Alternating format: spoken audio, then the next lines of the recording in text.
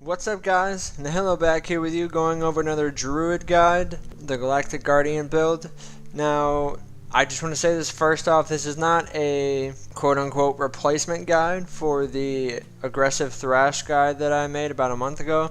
This is more of a follow-up. Just going over a new build that I finally got the piece for, that I've been playing with a lot. It's been really good for Mythic Plus. It's been really good for TOS. As far as like the specific of which fights in TOS that this build or the aggressive thrash build will be better for, I'm still working that out. So without further ado, let's just hop right into it. The legendaries for this build, starting with the Lady and the Child, the Balance Shoulders. They make a Moonfire deal 20% more damage and also hits another target within 20 yards. This is really fucking good. The main thing worth noting here is that the free Moonfire proc will hit 2 targets, as well as the 300% more damage that you get from that proc will also hit 2 targets. So you've constantly got Moonfires going everywhere, especially in the Mythic Plus. You've got 4% reduced damage taken from pretty much everything all the time. It's super good. Now, in combination with this, the thing that makes this build so good is the Guardian Cloak, Fury of Nature. This makes it to where when you're in bear form, you deal 30% more nature and arcane damage and are also healed for 30% of all nature and arcane damage done. Super strong. The trinket that makes this build really shine are the Umbral Moonglaves from Sisters of the Moon. Mine's only 915. I haven't been able to get a better one yet, but it's fucking awesome. It's been really good. On larger pulls and the Mythic Plus runs, I'm doing upwards of 900k to 1 mil HPS, while doing in the multi-millions on the DPS. This build is really good for both sides of that. For the DPS, the survivability, it's both just off the charts. Now, before I go into the stats and the talents and the ability priority and all of that, I just want to highlight, like, why is this build so good? Like, what's special about it? And 3 main points I want to touch on. It provides pretty high and consistent DPS, because you're not always waiting for the incarnation cooldown that you have with the aggressive thrash build. That 3-minute cooldown can make for occasionally awkward timing between trash and the bosses. The second thing I really like about this build is I've got massive amounts of raid, especially in the Mythic Plus runs when you've got pretty much constant Moonfire procs. You just get fuck tons of rage. There have been some times where I've been able to get up to 4 stacks of Iron Fur for at least a few seconds. I usually sit around 2 to 3 stacks, which still, even that, just having that up most, if not all the time, is really fucking good. Just means that we can keep focusing on pushing out the damage, keeping Thrash on cooldown, using the Moonfire procs, and then using the Mangles and the Mauls behind that as necessary. So the third thing about this, and the main thing besides obviously the DPS being fucking awesome, is the HPS that is provided with this. As I said before, on the larger pulls and the Mythic Plus runs, when I've got the Moonglaves up and I'm doing all of this, pushing upwards of like 900 to 1 mil average HPS on the large pulls, I don't really ever drop below 300 or 400k HPS. So that, in combination with the frenzied regens, as long as you're using that efficiently, it's really good for us. The last thing I want to touch on here is, so what exactly is the Cloak healing us with that's a part of what is making this build so good? And these abilities are the Moonfires, obviously. If you have the Brambles talent with the Bark Skins, it's a passive minor damage add-on and a passive minor HPS add-on. The Reflect from the Rage of the Sleeper, the artifact ability, is also increased and is also healing. And then obviously the Moonglaves as well, doing a lot with the Constant Storm for the 8 seconds, and then the explosion at the end is a nice big burst heal. So once you've had some time to play with this, and once you get a feel for timing all of this with the regens, it's super strong, guys. So next up, we're going to talk about the stat priority. So far, what I've found works best with this is the priority would be haste and then versatility. Mastery and crit, I would say, are about equal, because all of the abilities that you're using as they're critting, they're obviously healing for more, and the mastery increasing our health pool and increasing the healing that we take from all other sources besides frenzied regen. This also includes the Fury of Nature Cloak. The mastery increases our healing from that as well. So between the crit and the mastery, you want to find a good balance. You mainly want to start with making sure you have a decent health pool to be able to live through mainly boss mechanics like Maw of Souls. The first boss in there, that Dark Slash he does hits really fucking hard, and if you don't have a good amount of health, you're not going to really be able to do that on a higher key. So I would kind of say the same for the haste and the versatility. Like, I've got about almost 22% haste right now. I played with having about 26% haste. I was using some haste mastery rings with the haste enchants that it felt good, but once it came down to my GCD when I was using Lust, it was a little bit too much. Like, it was overlapping a bit, it wasn't really efficient. So I went back to my versatility mastery rings with versatility as a main stat with the versatility enchants, and it feels almost perfect. It's a really good balance. My haste isn't too much. Without Lust, it's pretty good. I'm always able to stay pretty active, and it's not more than I can handle. So another side note here with that, I've had some people in the comments asking about if I should drop my item level for the stats for this or that, especially on the relics. The relics I'll touch on in a moment, but for just the gear itself, don't be afraid to drop like 10, maybe even 15 item levels. So if you've got like a crit haste piece at like 920, 930, we'll say 920 for this example, and you get like a versatility mastery piece or a haste versatility piece that's like 905, 910, probably a good idea to just drop that down a bit, because the small amount of survivability that you're going to lose from the small drop in armor, the small drop in health, you're obviously going to make up for in the stats that are actually going to be useful and productive with the build that you're trying to do. In this case, it's just trying to keep up the DPS and the HPS, so the haste and the versatility are obviously going to be your best friends here.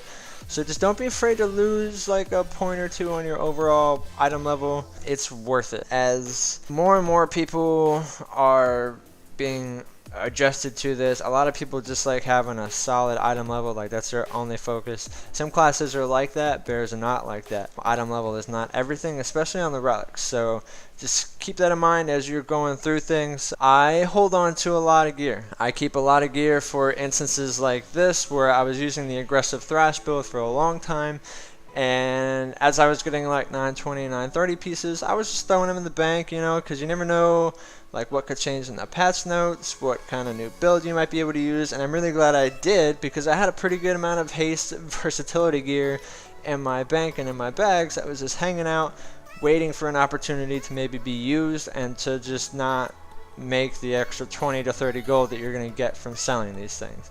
It's not worth it. May as well just hold on to it. If you need gold, go do some more quests, man. Like, it's not that hard to get. So next, onto the talents. It's pretty much the same build that I use for the aggressive thrash minus incarnation and subbing in Galactic Guardian.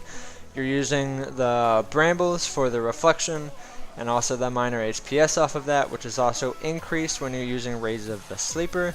I still stay with the Guttural Roars. It's still really good. I mainly use it for the reduced cooldown on Stampeding Roar and the increased radius, just to help keep my party going at a good pace. We never really have to worry about how quickly we're moving, because if we happen to wipe somewhere, or if we're just trying to get through a long dungeon like Lower Kara, or just things that have a decent amount of travel time in them, this talent really starts to shine and really overshadows the other talents in this row.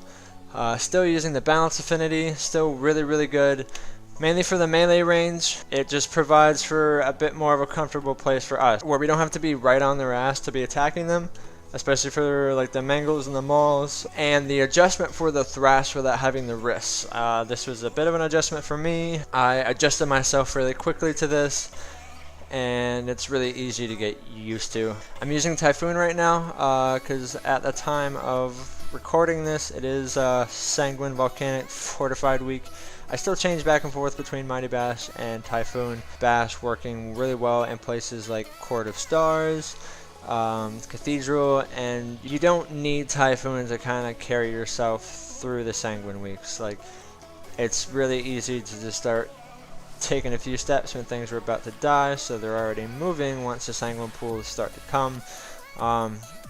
This row is still like at your own discretion. Just be aware of what's going on in the week that you're on. So down to level 75, obviously Galactic Guardian. Your damage has a 7% chance to trigger a free automatic Moonfire, which with the shoulders does hit another target, and then you've got the next Moonfire that you use that you get rage from and also deals 300% more damage, which also hits another target. So good. One of my favorite things about the shoulders is that they're kind of a smart proc.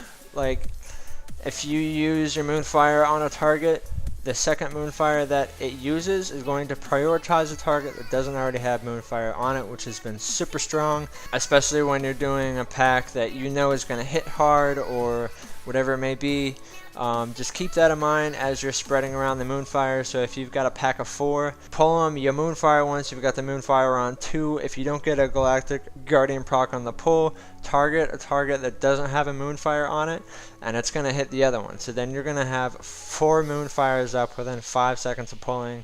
You're going to be getting the HPS from that. You've got the 4% reduced damage taken just immediately when you have these things. So obviously we're going to stay with that.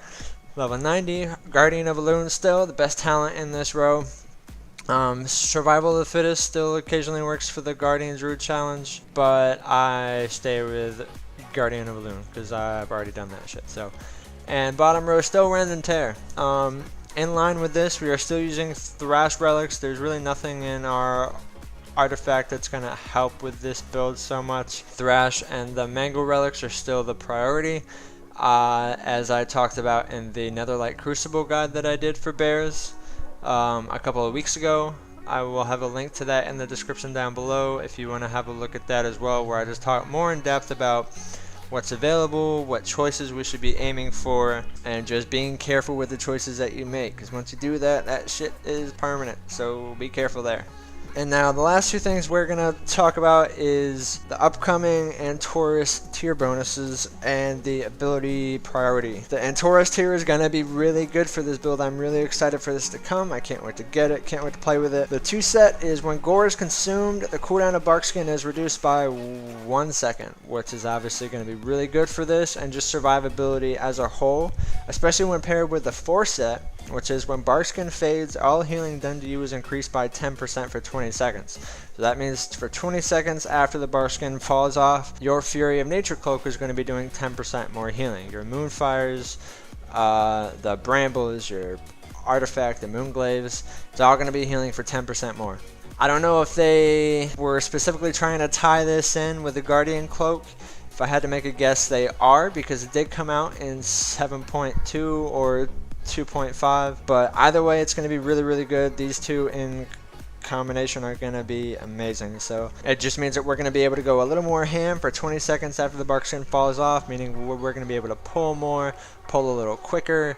It's going to be really good for a bunch of these boss fights, so just be prepared for that as Antorus comes up. You are going to want to be getting this 2 and the 4 set, so save your coins for that shit because it's going to be really good. The last thing that we're going to talk about is the ability priority. So for a single target so far, I've found you still want to keep Thrash on cooldown. That's going to be your main focus. After that, the Moonfire procs, and then Mangle, and then Ironfur or Maul, whichever you're going to be burning your rage on depending on the dungeon or the raid boss that you're doing. If you've got 2 targets up for most or all of the fight, it's going to be Thrash, and then the Moonfire procs. And then Swipe and Mangle really just depends on what you feel like is about to happen and what you're going to need. If you're going to need to increase a Frenzied Regen, if you're going to need to make sure that you've got Ironfur up for a couple more seconds, whatever it may be. And then Maul and Ironfur at the bottom of that priority. I put it at the bottom because Ironfur is not on the GCD. And Maul, you kind of want to... I've found myself using Maul a bit less with this build just because I'm getting so many Moonfire procs, and then you've got the Mangle procs with the Gore and then the Thrash, and especially once we get the 2 set, Mangle is going to be definitely the main focus behind the Thrash and the Moonfires. So then with 3 or more targets, it's just Thrash, Swipe, and Moonfire. I would say are about equal as far as what you want to be using. Moonfire does have the potential to hit harder and is obviously spreading, so maybe prioritize the Moonfires a bit above Swipe. Swipe's mainly there just to help you get more Moonfire procs, and then still thrashing off cooldown, and then using the mangles to buff the iron furs or the regens that you may need. My final note on this is just kind of comparing this to the aggressive thrash build. Is more about hitting harder, reducing the amount of damage that you take pretty much at all times, especially with the thrash legs and the rend and tear being at 10% once you hit that 5th stack. Comparing that to this build, which is maybe hitting a little softer, but you're hitting more often with the haste, the moonfire procs. Your thrash cooldown is slightly reduced. If you're doing the build the right way with the haste and the versatility. And obviously the more efficient that you get with this, the more healing you're going to be doing on yourself. I've found, especially on a fight like Moritz and Lower Karazhan, I'm doing so much HPS there and so much on the DPS. I definitely feel a bit safer with this build about doing some pulls that are a bit more risky, like pulling everything with Moritz without any kind of CC, where you're trying to just burn everything down as fast as you can and worrying about staying alive through that. This build pretty much ensures that, as long as you're still being wise with your cooldowns, not blowing your load all at once, and then just trying to make sure that you're going to have either the Moonglaves or the artifact up at the most opportune times to make that the most beneficial for you. The bark skins, once we get the Taurus 2 set, it's going to be pretty much just using that off cooldown, maybe spacing apart a few moments here and there for the more productive times to use that. But that's officially it. So thank you all for watching. Thanks for checking out the channel. Thank you all for your support so much. Thank you for hopping in the streams. The streams have been really fun. We're getting more and more people in there. It's been definitely enjoyable. I'm enjoying having the conversation about bears instead of just me throwing out advice on what works best for me, because that may not necessarily work best for you. And I'm always open to hearing about what things could be better, what I could maybe be optimizing a little better. So let's keep it up, guys. I'm also streaming on Twitch now. I have the link to my Twitch channel in the description down below. And one last note, if you guys are enjoying what I'm trying to do on the channel here, if you're enjoying the guides and the streams and the highlights and all of that, I have partnered with Patreon. So if you want to help support this channel, just trying to help me make sure that I can provide the best content possible now and in the weeks to come, the link for that is also in the description below. So again, thank you all so much for watching. Thank you for the support. Come by and check out the streams. Next time you're around, be sure to hit that sub button so you can see when those streams are going live. Make sure you hit the notification button on there so that will pop up for you. And that's it. So good luck with your legendaries, good luck with your thrash and the mango relics. Hope y'all are still enjoying the patch. We should see Taurus soon, as well as BlizzCon, which will be the new expansion reveal, supposedly. He hinted at it pretty strongly, so we'll see what happens there. But I love y'all, and I will see you very soon.